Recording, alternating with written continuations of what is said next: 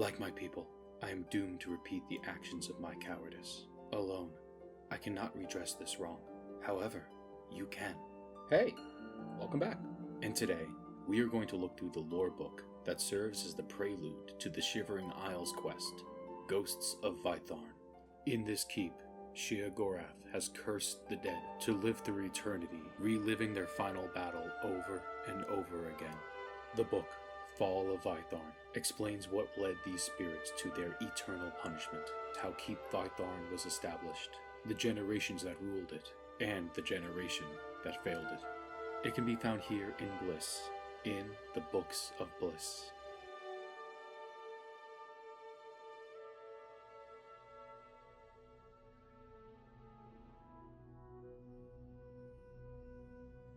Chapter 1, in which Keep Vitharn is established and passed from the first generation of rule to the second. Count Vitharn, who built and appointed his keep from the mud of dementia, gathered to himself any who would pledge themselves as liege.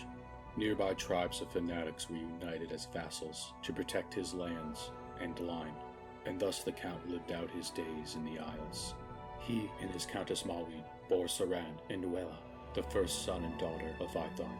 Saran's mother and father believed that with proper political influence, Saran could certainly usurp Sheogorath and carry the Shivering Isles into a prosperous age. For his part, Count Vitharn refused to even acknowledge Sheogorath, thinking himself and his heirs irrefutable rulers of the Isles. This, of course, amused the mad god to no end, and so he allowed the marriage of Saran to Sheen Inglade, daughter of an Argonian midwife, who believed that the mortal sphere would afford her daughter nothing but hatred and oppression. Sheen Inglade was as excellent a countess to Saran as any in the Isles could ask for, wanting nothing but to bring pride and honor to her adopted house and court. For years her mind was untouched, even living as she did in the heart of dementia. Alas, none may reside too long in the Isles without the blessing of Lord Sheogorath, and so Sheen Inglade was finally pushed to the brink by the infidelity of her husband, the Count. Saran was obviously nepotistic, and distrustful of anyone whom he shared no blood relation, including his bride.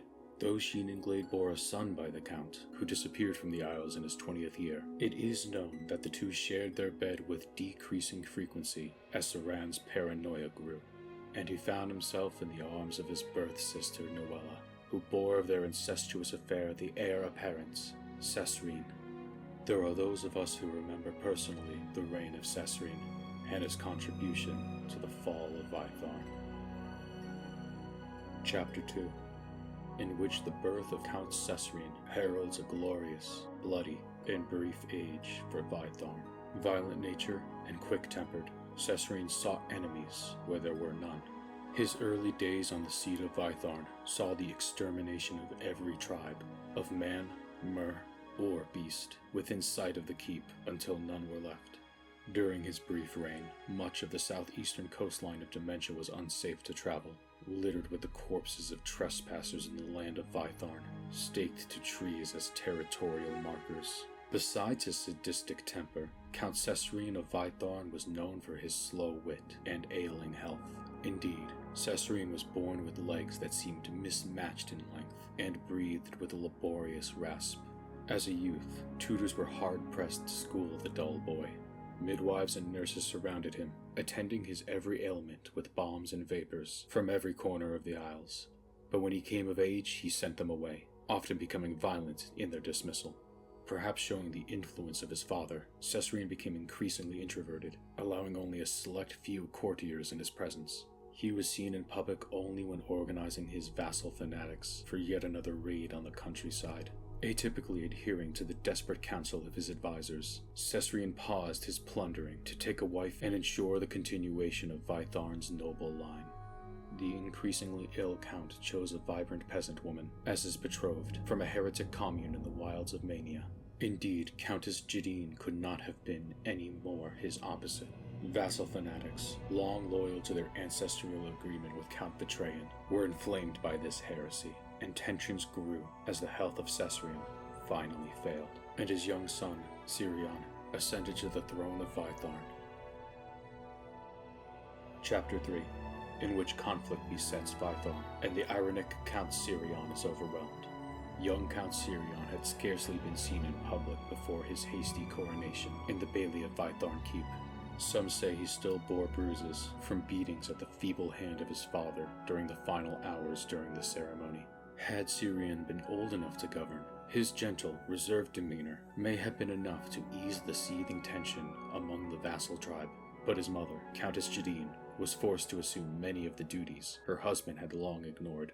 By all accounts, Jadine was a fit countess, loved by her people, but the leaders of the vassal fanatics could not contain indefinitely their personal sentiment of outrage at her manic heritage. Despite her exceedingly tactful attempts at diplomacy, the animosity against her was deep-seated and grew over the years.